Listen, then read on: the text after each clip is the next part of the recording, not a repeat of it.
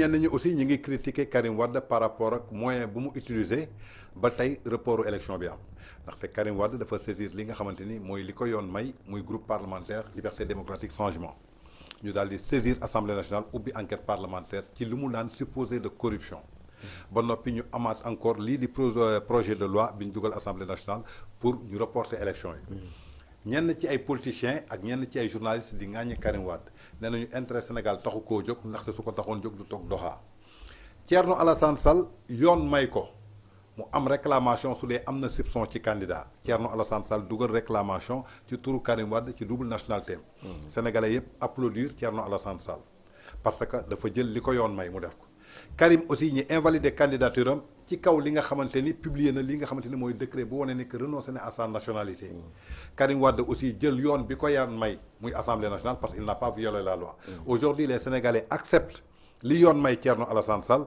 mais accepté wuñu li yoon may Karim Wade nee nañ dañu waroon dem ci élection noonu et ce sont ces mêmes candidats qui réclament le changement ce sont ces mêmes candidats qui réclament la justice ce sont ces mêmes candidats qui réclament la transparence yow ban analyse nga ciy def. Vous avez bien fait de dire une partie des journalistes et une partie de l'opposition a pensé effectivement c'est une partie partisane j'ose le dire hein parce que bu fekkee ne da nga bëgg a bañal Karim Wade son droit d'aller instituer une enquête parlementaire sur la base de preuves qu'il dit avoir détenues sur le conseil constitutionnel des preuves de corruption sur le système de parrainage nga bëgg ko bañal bëgg nangul keneen leneen loolu mooy kenn ku ne yaa ngi prêcher pour ta chapelle mais man dama jàpp ne Karim est dans ses droits am na droit bu ñu jàppee ne nii la mu gis ne neneen la mu dem fekk ko yoon maye et des députés ont porté l'affaire ñu am këram bu leen permettre ñu porter l'affaire l'Assemblée nationale aussi en toute responsabilité aussi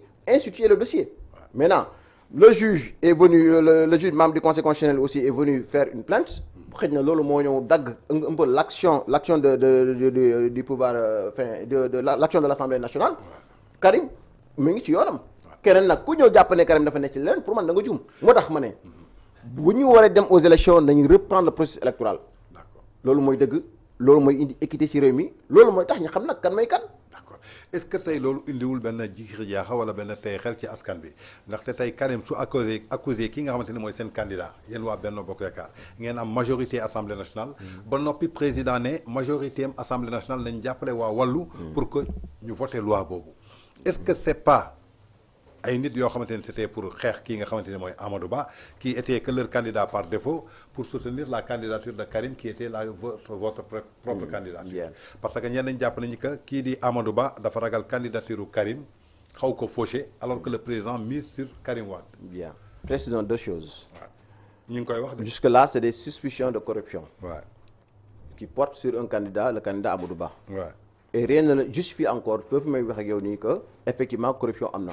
mais ñi jiñ seen leader pare ngeen jëm d'accord non tu jiñ ngay wax ba léegi ah l'autre chose mooy il n'a jamais été dit aussi que le président et ça n'a jamais été démontré que le président a dit à qui que ce soit Benno wala wàllu liggéey force pour aller voter la loi non mais nañ président donné ça le mooy bi mu joxee décret le 5 février le samedi 3 à 14h il a dit que wax naa ni que député Benno Bokk Yaakaar nañu jàppale waa wàllu pour que affaire bi leer waaw mais deme ni jàppale waa wàll ngir ko affaire bi leer c'est du consigne de vote aussi. mais noonu laa ko jàppee waaw mais noonu laa ko jàppee du consigne de vote aussi. maintenant moom ba muy jëlee son décret da ko wéer ci assemblée nationale projet de loi tu voulais en tout cas loi bi mu bëggoon jàllale.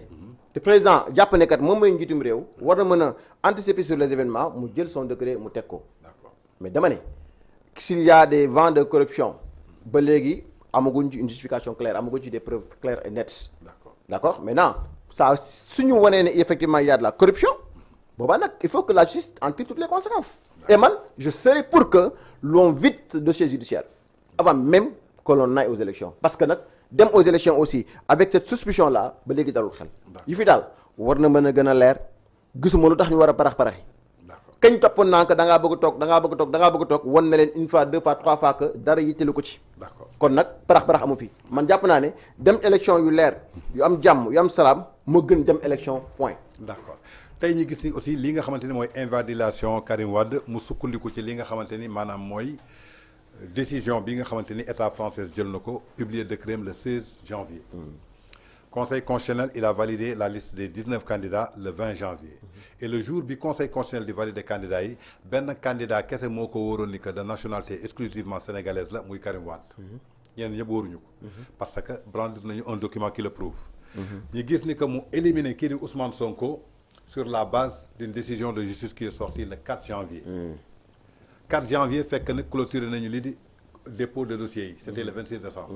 Karim Wade aussi le 26 décembre la. mu sukkandiku ci lii nga xamante ni mooy Karim Wade bi muy déposé dossier am ak lii nga xamante ni décret bi muy génn. dafa fekk déposé na dossier am Ousmane Sonko bi ñu koy déposé dossier am ak décret bi muy génn dafa fekk du benn mu invalider candidature Karim Wade est-ce que loolu mënul woon valider candidature kii di Ousmane Sonko. bien man mon avis mooy Ousmane Sonko moom mënul bokk élection. mais moom benn cas boobu moo tax. waaw d'accord mais le conseil a été très clair. Le conseil s'est basé condamnation sur la de 6 mois de Mame Mbaye Niang. moom laa la wax condamnation bi kañ la génn. mais delloo naa la question bi. le 4 janvier la condamnation est sortie le 4 janvier. waaw léegi le 4 janvier boobu. fekk Ousmane Sonko dugal na dossier. waaw donc waruñu ko woon dafa waroon. waaw mais après la condamnation est définitive. si le conseil même s'il est définitif. si le conseil mais dafa ne condamnation bu muy génn. dafa fekk déposer na dossier ba pare. waaw moom laa la wax. si le conseil. pense et argumente. que Ousmane warul mën a bokk. sur la base. que Mame Mbaye Niang dafa ko condamné pour 6 mois avec sursis avec une amende de 200 millions que bokkul de la même manière la indi aussi Karim Wade mais Karim mënta bokk parce que non mais je comprends naa fi ngay waxee bu baax a baax a baax mais dama ne man dama jàpp li invalidé Karim Wade waay dafa waroon valider Ousmane Sonko li invalidé Ousmane Sonko dafa waroon valider Karim Wade nangul naa la sa gis-gis nangul naa la sa wax mais dama ne boobu ba léegi ñun ñëpp ñu ngi avec fii boobu ba léegi l'article 92 de la constitution même su fekkee ne on peut penser qu'il y a des failles dans le système du conseil constitutionnel. non on ne pense pas il y a des failles. waaw d'accord mais am na. xam nga faille weesuwul tey conseil constitutionnel démentir administration du Sénégal. parce que Ousmane Sonko feuille la leen présenté. présenté wu leen fiche de parrainage. mu ne administration du Sénégal yow yaa jalgati yoon Ousmane Sonko dafa waroon am fiche. Ousmane Sonko amul attestation de caution. mu ne ko administration du Sénégal yow yaa jalgati Ousmane Sonko dafa waroon am nangam. mu récupéré yooyu yëpp. feuille vierge la indi Ousmane Sonko rek moo fa indi feuille vierge. indiwul attestation indiwul dara. waaw xam nga mu bafoué li nga xamante ni mooy loi Sénégal moom itam Sénégal. ba pare Karim mu sukkandiku ci li nga xamante ni mooy loi française. dama ne on parle du conseil constitutionnel. et si nga fay vierge boobu rek nga wax. ak dafay qu'on présente des parrainages. en dehors de la du fichier légalement donné par les autorités compétentes. loolu rek c'est un motif de rejet. waaw moom laa la moo tax ma ne la xëy na ils se sont économisés dans l'argumentaire. waaye loolu dong day na rejet. waaw dama ne est-ce que loolu dong day na rejet. mais est-ce que loolu tey firndelul ni ko corruption bi am na. moom laay wax ba léegi corruption bi. jusqu'à ce que muy leer wax nañ ko te lu ñu war a saytu la. li ma mën a conclure ci conseil constitutionnel mooy war nañ ko saytuwaat. d'accord war nañ ko saytuwaat en profondeur war nañu reprendre tout le processus nit ñi war nañ leen joxaat chance même les sénégalais yi nga xamante ni mosuñu bokk sax ñu mayaat leen chance ñu candidater et que ñu reprendre tout le processus cette fois-ci nag ñu garantir que vraiment de toute la légalité possible de sorte que à l'issue ñu xam ne ay la yéwén conseil constitutionnel kat wuy yoona la ñuy xaar ci moom. d'accord jërëjëf ñu gis validation candidature Diomaye Faye te ñoom ñoo ñu wax ci constitution. Un parti dissous légalement. Toute personne impliquée dans ce parti ou bien faisant partie des membres du bureau de ce parti ne peut être ni candidat indépendant, ne peut être porté que par une coalition après une durée d'1 an. ñu gis Diomaye ñu valider candidature am te ci biir parjure bi maanaam ci biir déclaration d'honneur bi dafa war am signature.